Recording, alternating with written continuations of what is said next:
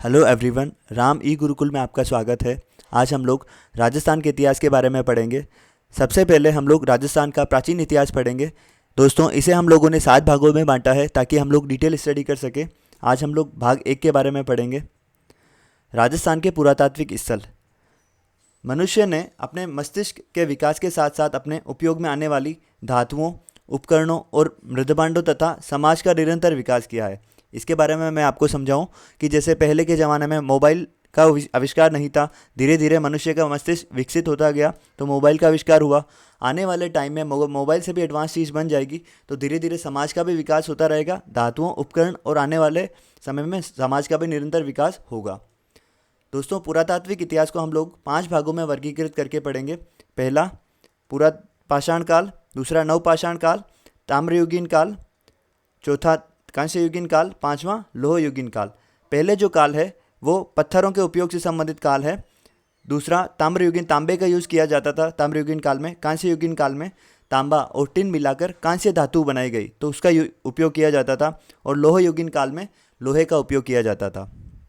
सबसे पहले हम लोग पुरापाषाण काल पढ़ेंगे। इस काल में मनुष्य आदि मानव था तथा जंगलों में निवास करता था। पुराना पाषाण काल में मनुष्य को धातुओं का ज्ञान नहीं था, वह आदि मानव था और जंगलों में निवास करता था तथा इसे भोजन बनाने का भी पर्याप्त ज्ञान नहीं था। इस कारण से वह कंदमूल खाकर अपना जीवन यापन करता था तथा पेड़ों की छाल का प्रयोग अपने वस्त्र बनाने में करता था। इसी काल में प्राकृतिक आपदाओं से बचने के लिए वह गुफाओं में निवास करने लगा, क्योंकि उस वक्त तक उसको भवन निर्माण का ज्ञान नहीं था। तथा शिकार करने के लिए कई मनुष्य मिलकर बड़े पत्थरों का उपयोग करते थे और उससे पशु का शिकार करते थे। इस पशु का मांस भोजन के रूप में और चर्म वस्त्र के रूप में, चमड़ी जो होती थी पशुओं की, वो वस्त्र के रूप में उपयोग करते थे। मनुष्य के पास उस समय मनोरंजन के कोई साधन नहीं थे, इस कारण वह गुफाओं में चित्रकारी किया करते थे। ऐसी चित्रकारी को बर्ड रॉक पेंटिंग कहा जाता है।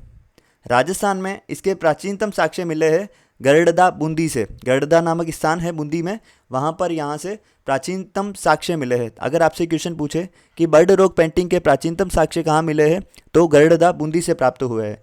इसके अलावा भरतपुर में एक दर नामक जगह है वहाँ, और कोटा से भी कोटा में एक जगह है दर्रा, वहाँ से भी इस प्रकार की चित्रकारी के साक्ष्य प्राप्त हुए हैं। अब हम लोग बात करेंगे नवपाषाण काल।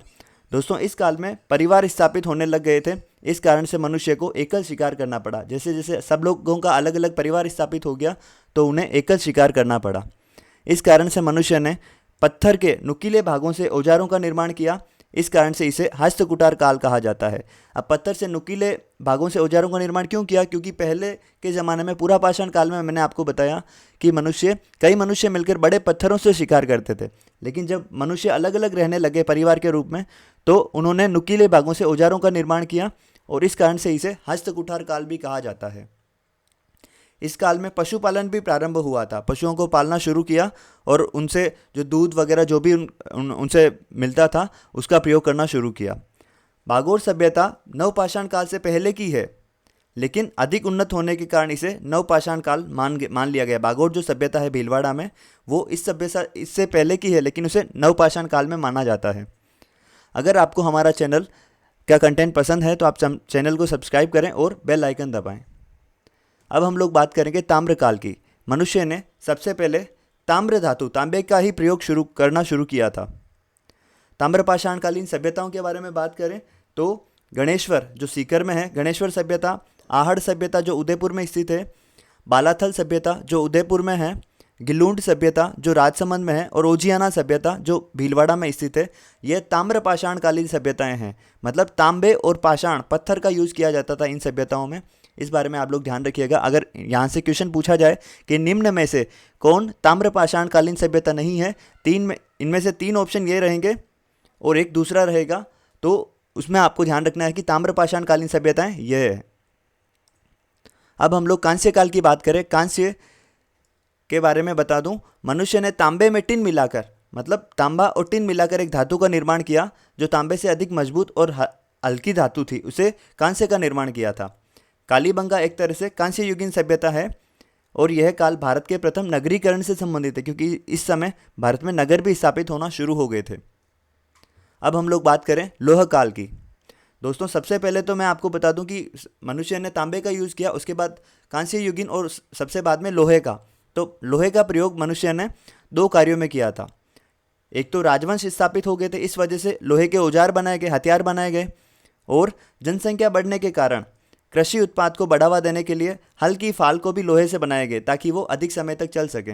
जैसा कि मैं आपको बताऊं कि मनुष्य का विकास होता गया, तो सबसे पहले वह पत्थर का यूज़ करता था, उसके बाद तांबे का यूज़ करना शुरू किया, उसके बाद कांसे का यूज़ करना शुरू किया, उसके बाद लोहे काल आया। लोह युगीन सभ्यताओं की अब हम लोग बात करें तो बेराट जो जयपुर में स्थित है, बेराट सभ्यता, नगरी जो चित्तौड़गढ़ में है, नोह जो भरतपुर में है, नगर सभ्यता जो टोंक में स्थित है, रेढ़ जो टोंक में स्थित है, सुनारी सभ्यता झुंझुनू में, तिलवाड़ा बाड़मेर में, जोधपुरा सभ्यता ये जोधपुर नामक जगह है, जोधपुरा यह जयपुर में स्थित है, ईसवाल उदयपुर में और नलियासर जयपुर में। ये सभी सभ्यताएं लोह युगीन सभ्यताएं हैं। तो इन चीज़ों का आप ध्यान रखिएगा।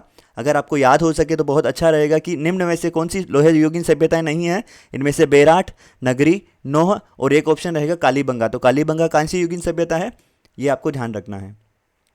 Thank you everyone. अगर आपको यह वीडियो पसंद आता है तो आप लाइक करें, कमेंट करें, शेयर और सब्सक्राइब करें।